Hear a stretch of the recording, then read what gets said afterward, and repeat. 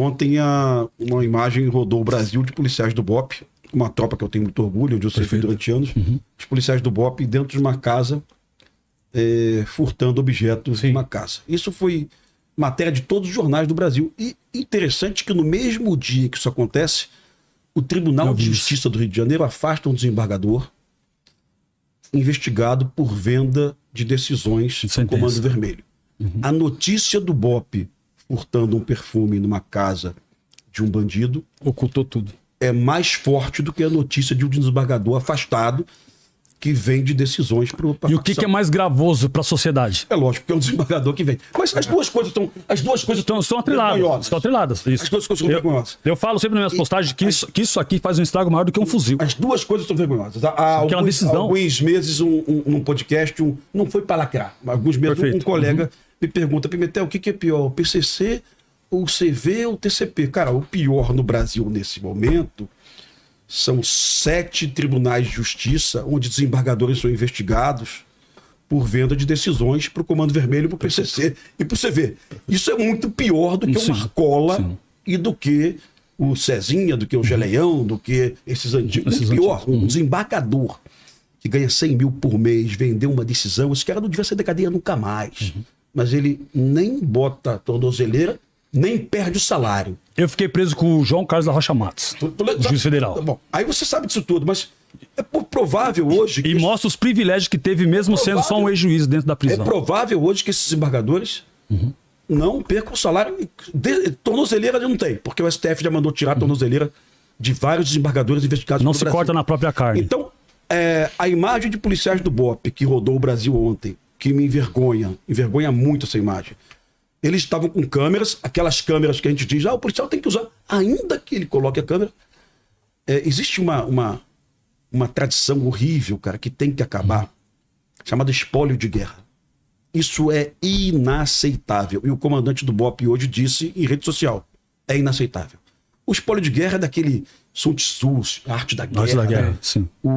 Dos cruzados quando invadiam Constantinopla, né? Matei o inimigo e eu tenho que roubar as coisas dele, né? Perfeito. É muito mais que uma necessidade de consumo. É acabar mais com o inimigo. E os policiais do BOPE, 11 fuzis apreendidos, um policial do BOPE tomou um tiro no braço, quase perdeu o braço, uma ocorrência horrível, né? E os policiais resolvem praticar essa vergonha. Mas para minha sorte, cara, filmado com a câmera deles, viu, Ângelo? Sim. Para minha sorte, hoje eu li uma declaração do comandante do BOPE, Coronel Corbade. Uma gentileza, Pimentel, só um adendo. Esses policiais flagrados nessas câmeras aqui, eles serão aposentados compulsoriamente? Não. Eles vão ser. Foram expulsos do BOPE. Obrigado pela resposta. Tem o trânsito julgado. Já foi mandado do BOPE. Mas teve o trânsito julgado? Ainda não. Ainda não. Tá vendo a lei como é? Possivelmente serão presos. Sim. Agora, impacta mais. O Jornal Nacional gastou um tempo ontem falando disso e não falou do desembargador que vem de decisão. Perfeito. Mas, de novo, não estou defendendo isso, tá, irmão? Isso é inaceitável. Isso me envergonha. Isso me envergonhou ontem. Eu tenho uma rede social, eu te sigo, inclusive, viu, Canuto? Eu tenho uma rede com 800 mil seguidores. Ontem eu acho que mais ou menos 1000 seguidores. Você vai falar sobre isso? Lógico que eu vou falar. Eu não tenho vergonha, porra. Eu vou falar dessa porra. Para minha sorte, hoje de manhã, o comandante do BOPE ele fez uma declaração inaceitável. E pra gente não existe negócio de espólio de guerra, porque tem gente que vai tentar consertar isso. Isso é um espólio de guerra. Isso não é um furto, isso é furto qualificado. O Código Penal brasileiro é furto qualificado. Mas isso é casa de bandido. Crime de menor potencial ofensivo, um termo circunstanciado. Isso é casa de bandido. Foda-se que é casa de bandido. Foda-se que é casa de bandido. Porque vai fazer na casa do bandido, vai fazer na casa da esposa do bandido. Exatamente. Vai fazer na casa da filha do bandido, vai fazer na casa do vizinho do bandido. Então não pode e ponto final. Agora, curioso, ainda tenho nas minhas redes sociais quem diga que defende isso. Isso é um absurdo. Então, amigo Ângelo, eu fiz 3 filmes dando porrada em tudo que você falou. Um policial que vende arma de traficante, são filha da puta. Um policial que vende cocaína de traficante. Mas eu não deixo de falar também do PCC, como uma organização covarde e terrorista que matou em 2006 policiais desarmados dentro de ônibus. Meu irmão, eu não aceito isso e ponto final. E eu não quero só... Porque aquele policial desarmado que o PCC matou, policial feminina, bombeiro, nem estava relacionado com nada com o que você falou aqui. Não estava relacionado. Do bombeiro, como eu não faço parte, mas a gente ouve os bastidores, eu estava preso na época. Do bombeiro, inclusive, a pessoa que fez isso, o cara que foi lá covardemente, ele quis fazer uma pro comando, fazer uma pro crime. Que o cara tava lá puxando a corrente, só não me engano, ele foi lá e executou o cara. Sim. Esse cara foi cobrado. Que bom que eu soube disso agora. Esse cara foi cobrado. Já vou dormir um pouco melhor. Não é questão disso. Por exemplo, olha só. A violência gerando violência. Quando sai esse salve, eu tava lá em 2006, que é um conflito, roeção de corda. Não teve negociação. Não tô aqui pra falar que teve negociação, as pessoas sabem a verdade. É uma verdade inconveniente? Sabem a verdade. Desde lá, dessa manifestação feita lá... Governo Alckmin, cara. Governo Alckmin, salvo me engano, o secretário de Segurança Pública era o Paulo de Tarso, ou Lembo. O secretário de Administração Penitenciária era o Nagashi Furukawa. Que bom falar esse nome, Alckmin. Ele é vice-presidente do Brasil. Entende? Então vamos lá. Eu me causa espécie, essa aliança. Mas entendo que para governar no modelo político, no governo político os caras têm que ceder para avançar. Então eu fico acompanhando também, porque eu enquanto preso, Geraldo Alckmin naquela ocasião era um dos inimigos número 1 do sistema prisional. Não era de uma facção do sistema prisional. Sim. Porque a forma como ele administrava com mãos de ferro com seus secretários, respectivamente, de segurança pública e de administração penitenciária, o sistema era um caos. Por isso que houve todas essas guerras. Eu tenho uma suspeita, olha só, Tinha corrupção, tinha vantagens devidas, tinha maldades aplicadas, tinha tudo isso. Tudo isso. Isso existe até hoje. Tá. E não é novidade daquela época. Isso já vinha de governos a governos. Isso vem de nome japonês. Isso vem de Nagashi Furukawa, que era o secretário de Administração Penitenciária. Não sei qual secretaria que assumiu, se parou. Enfim. Se tivesse que indicar um culpado pelo aquele caos, apontar um nome do culpado pelo aquele caos. Logicamente, o PCC também está... Um culpado por aquele caos... Eu digo pra você que é uma coisa assim como é. Eu pergunto pra você, pra me responder isso pra você, Pimentel, eu vou perguntar pra você como você define o PCC? Como você define qualquer facção? Como você define? E aí eu vou te responder a respeito do que eu penso sobre se eu tivesse que culpar alguém. Vou dizer pra você. Eu sempre tento estabelecer de forma errada uma comparação do PCC com o CV. E sempre me pego numa armadilha, porque eu sei que não tem a ver. Não tem a ver? E eu começo a ler Fátima, jornalista. Eu li Marcelo Auler, Enjaulados, que é um livro muito bom. Mais que uma para você formar sua opinião. Mais que uma opinião, vai entendendo. Eu entendo que num primeiro momento é alguma coisa para disciplinar e buscar não privilégios, buscar direitos. Eu entendo isso. Sim. Ela começa na partida do futebol, mas depois ele ganha um idealismo. Mas eu entendo que a partir do primeiro momento virou uma organização terrorista. Que quer ganhar dinheiro, ganhar dinheiro. Correto? Certo. Então, assim, se existia um idealismo lá atrás, como as pessoas dizem para mim, o Comando Vermelho era paz, justiça e liberdade. Hoje não mais. Hoje é cortar a cabeça de adversário. Hoje é matar 4 médicos que estão no Rio de Janeiro. Em razão de suspeitar que fosse um miliciano. Exato. Então, hoje, pelo amor de Deus, se isso é paz, justiça e liberdade, pelo amor de Deus, né? Então, assim, mas a origem de quase tudo é uma origem com ideologia, com algum propósito. E imagino, pelos livros que eu li, que o propósito não era de privilégio, era de direito. Como você falou, Pimentel, cumprir uma pena 700 km de casa é um absurdo. Exatamente. A LEP, a Lei de Execuções Penais, de 83, do governo... 84.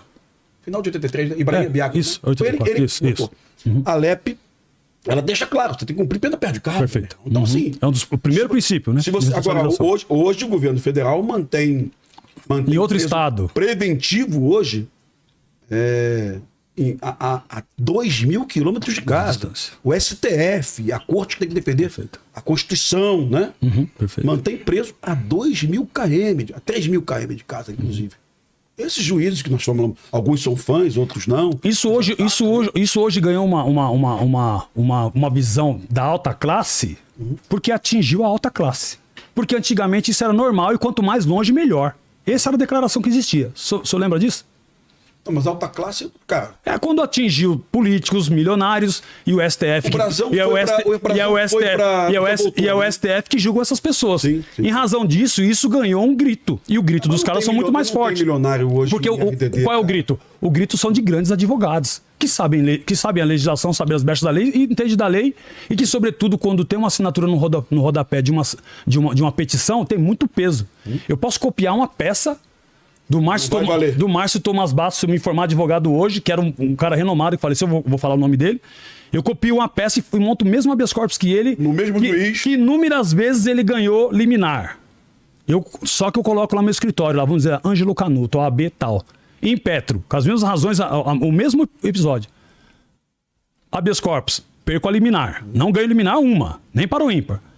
Aí, quando vou gozar de um benefício, vai dar certo, ele vai pedir de vistas para um outro. Porque eu não sou filho de ninguém. O rodapé, quem assinou a petição é um advogado recém-formado, sabe lá, não tem nem tradição, é um Silva, vamos dizer assim. E eu sou Silva, estou dizendo Silva porque eu sou Silva. E o pedido de vistas. A perder de vistas. O habeas corpus não vai ser julgado. Agora, não, eu não posso fugir da sua pergunta. Você me perguntou, em quem você colocaria a culpa em tudo isso? O que eu vou... Me perdoe, mas talvez você não tenha conseguido encontrar um caminho para dizer assim, o que é o PCC, o que é uma facção. Vamos dizer assim, eu sou de São Paulo, não fiquei preso em outro estado, não conheço.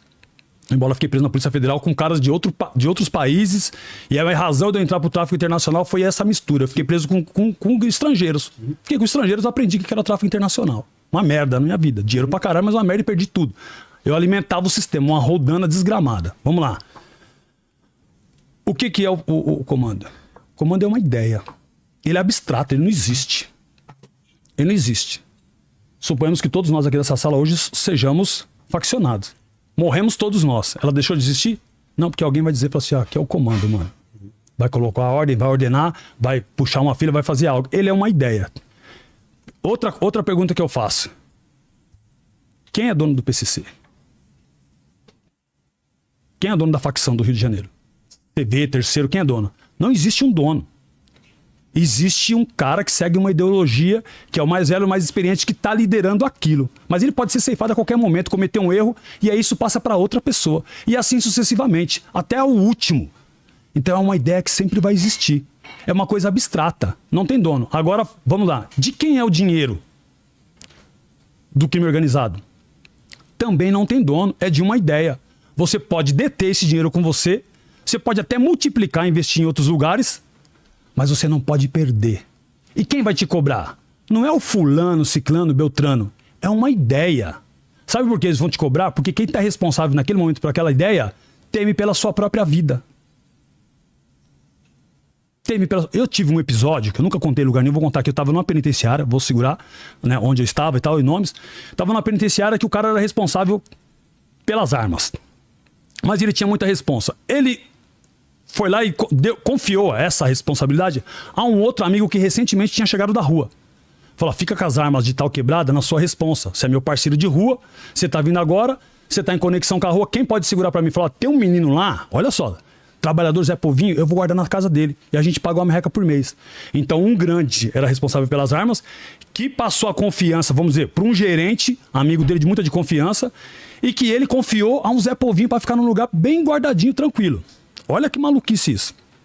Quando ele deixa guardadinho lá, esse moleque vê a arma, perdeu um pouco do juízo, inflou, ficou pavão, ficou grandão.